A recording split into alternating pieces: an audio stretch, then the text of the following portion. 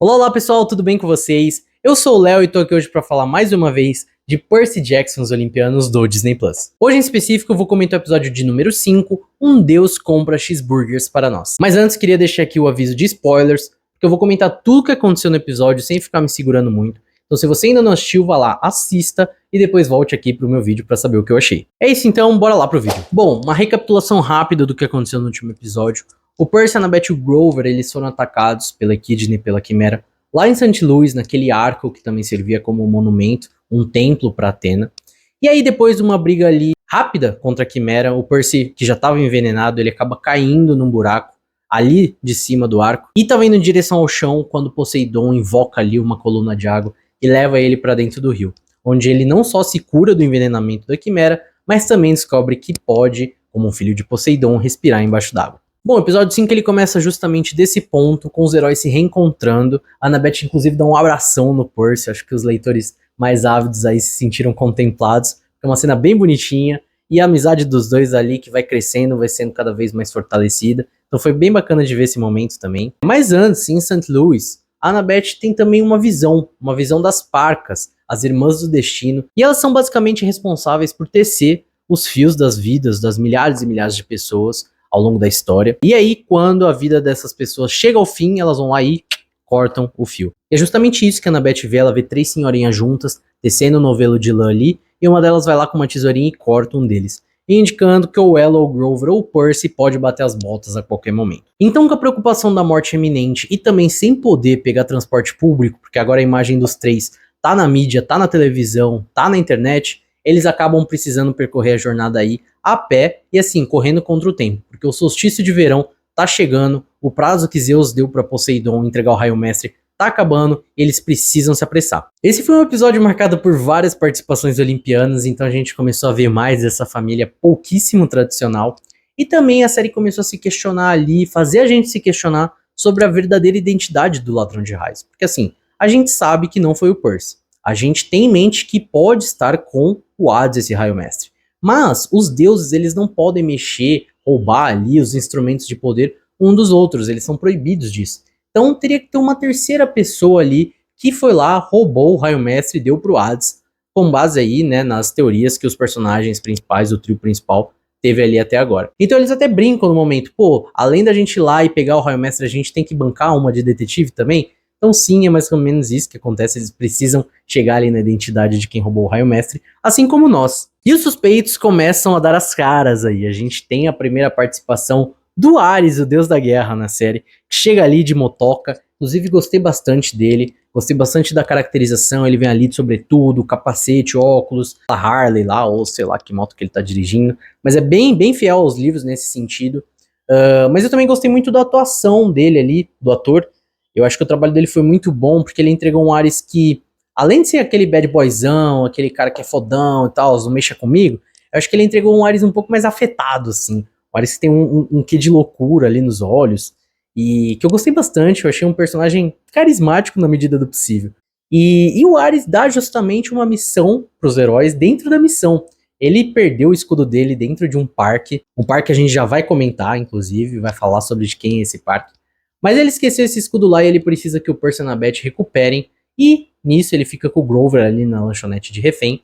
Eles a princípio não gostam muito dessa divisão, mas no final das contas eles decidem, o Grover fala, não, tá tudo bem, eu fico aqui com ele de boa. E aí a gente tem essa cisão do grupo. Então vamos falar primeiro um pouquinho do Percy e da Annabeth lá em Waterland, aquele parque de diversões construído ali pelo Hefesto. E isso já é uma diferença bem grande em relação aos livros, porque nos livros estão os três, o Grover, a Annabeth e o Percy, eles vão para essa missão do Ares em busca do escudo dele ali, e na série eles optaram por dividir em dois núcleos diferentes, o que eu achei bem interessante, bem válido. Eu acho que os dois núcleos funcionam muito bem, a Annabeth agora e o Percy já estão ali com uma amizade um pouco mais estabelecida, já estão confiando mais no outro, e a Annabeth começa a ver por que o Percy é diferente. Inclusive, eles discutem isso ao longo do episódio inteiro. O Ares vem com essa discussão, ele chega e fala, pô, nossa família é toda zoada, o pessoal é egocêntrico, o pessoal se apunhala pelas costas, e todo mundo é assim, todo mundo se aproveita de todo mundo. E ali começa, em Waterland, né, quando a Annabeth e o Percy entram ali no túnel do amor e começam a falar da história do Hefesto, e de como ele também foi destratado pelos deuses, Eles começam a discutir isso, de tipo, pô, temos que ser diferentes dos nossos pais, da nossa família no geral, né? Porque ali é toda uma família. O Ares é primo do Percy e tio da Annabeth, porque ele é irmão de Athena. Eles estão ali no núcleo, todos unidos ali por um vínculo sanguíneo, um sangue olimpiano, mas um vínculo sanguíneo. Na série eles fizeram aquela armadilha do Hefesto ser bem diferente do que é nos livros. Nos livros, pra quem não sabe, eles acabam caindo numa piscina que tem, no Túnel do Amor ali também, mas que tem lá um barquinho no fundo da piscina e aí começa a vir um monte de aranha robótica e tudo mais, e aí o Grover acaba ajudando eles também. E aqui eles fizeram aquele lance lá da cadeira que prendeu a Hera uma vez, o Percy conta toda a história, e acaba se sacrificando para que a Annabeth pudesse pegar o escudo, mas ela não deixa ele lá. E nisso aparece o Hefesto, que é a segunda participação olimpiana que a gente tem. O Hefesto, que é um deus que conta ali a história dele rapidamente, o Percy também fala bastante, mas que é um deus que sofreu muito na mão da família dele. E que, pô, quando ele vê ali a Annabeth tentando salvar o Percy, que se sacrificou pela missão e tudo mais, ele vê que, pô, esses caras são diferentes, sabe? Tipo, e eu tô sendo igual à minha família. Ele tem ali um diálogo, inclusive, muito interessante com a Annabeth, falando que o Percy é diferente, que ela quer ser diferente. O Hefesto, como eu já disse, que sofreu bastante na mão da família, ele acaba simpatizando, enxergando algo ali, um que a mais nesses dois semideuses. Então foi bem bacana nesse sentido, a gente começa a ver por que o Percy é o herói, por que ele é importante nessa história. Então a série tá dando um significado pro nome dele. Em contrapartida, a gente também tem o arco ali do Grover com o Percy, que assim, é uma junção bem inusitada. O Grover, que ele é um devoto do deus Pan, o deus da natureza, e, pô, ele é todo good vibes, paz e amor. O Ares até brinca com isso, né? Ele fala, pô, os sátiros, eles são vegetarianos, eles dançam com as flores, sei lá. E por que você tá falando que você é um admirador meu? E o Grover, ele dá uns pontos ali que são bem interessantes. Ele chega e fala, pô, você é o herói, você simboliza toda a selvageria da natureza, tudo mais que, pô, tem muito, né? E faz todo sentido ele ser um admirador dele nesse sentido. Ele menciona guerras ali, conflitos, onde não houve derramamento de sangue, mas que de fato foram conflitos e foram importantes de alguma forma para a história da humanidade, um deles inclusive fazendo parte até da história brasileira, que é a Guerra da Lagosta. E ele fala que nesse sentido ele consegue sentir uma certa admiração pelo Ares e por tudo que ele comanda e ele controla. E eu gostei bastante, principalmente dessa parte do Grover, eu acho que foi a maior novidade, assim. Eu acho que aprofundou ali um pouco até mais o Ares, que talvez ficasse um pouco mais superficial nos livros. Eu acho que ele teve um papel mais interessante nesse episódio, nesse momento da história aqui.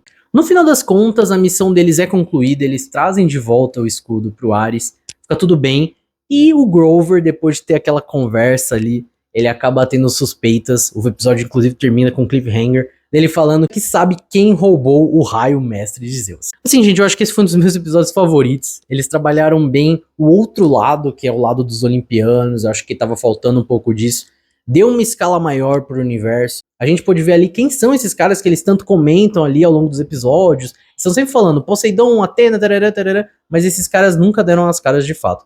E agora sim a gente conheceu o Ares, a gente conheceu o Hefesto, e aos poucos a gente vai conhecendo mais essa família bagunçada dos olimpianos. Gostei muito, gostei das decisões criativas ali em relação aos livros, ficou bem diferente do que é mais uma vez, mas é aquilo, a série mostrando ali um quê de originalidade, um quê de voz própria, e eu gosto bastante disso, tomara que eles continuem aí nesse nível.